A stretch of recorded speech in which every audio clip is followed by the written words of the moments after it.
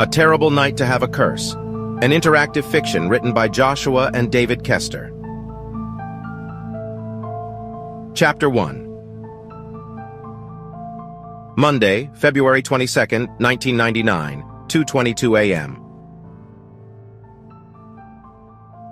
John Bartholomew Willow was cursed. A dim awareness of this uneasy truth had prowled around the periphery of his troubled mind for the last week, and as he lay sleeping on the old pull-out couch in his cramped desert trailer, this feeling crystallized, passing the threshold from vague worry to a living nightmare. With a violent start, John bolted upright. Sweat poured down his face and saturated the linens beneath him.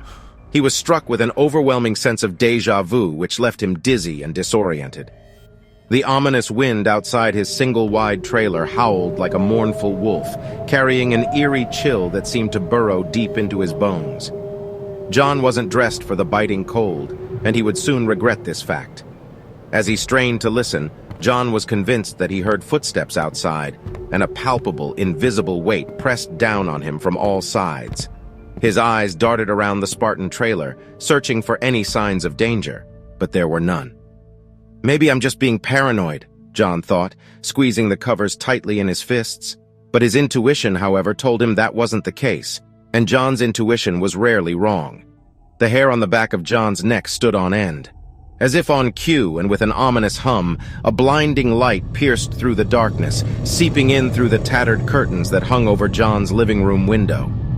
Initially, he rationalized it away as a passing car, but he lived in such seclusion in the desert that no one would ever venture this way, especially at this time of the night.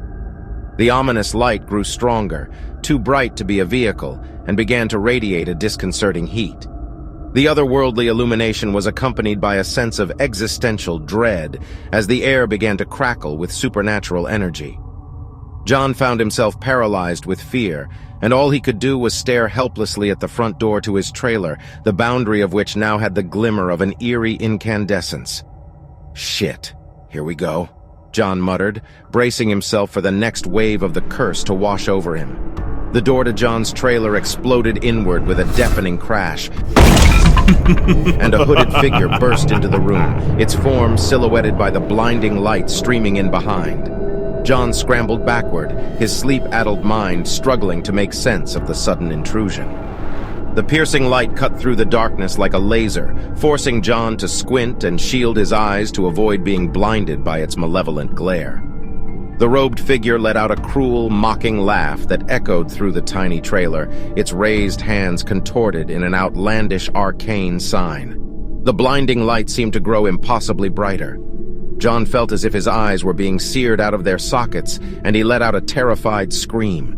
The room crackled with supernatural power.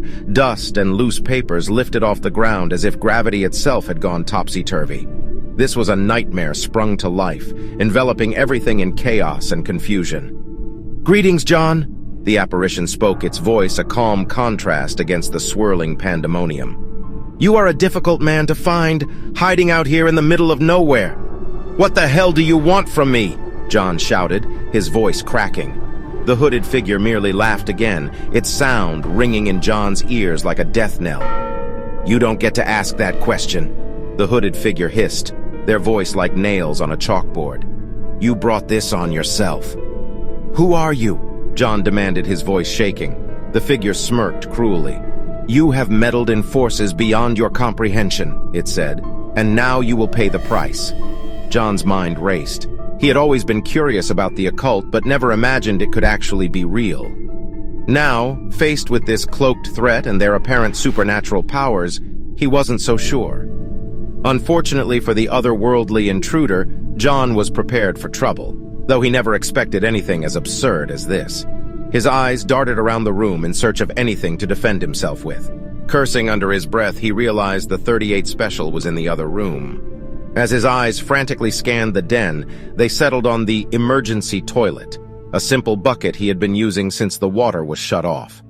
Despite the dire circumstances, John couldn't help but feel embarrassed at the state of the trailer. He faced a difficult choice. Should he throw the contents of the bucket at the hooded intruder, or charge the man and deliver a swift kick to his sensitive areas?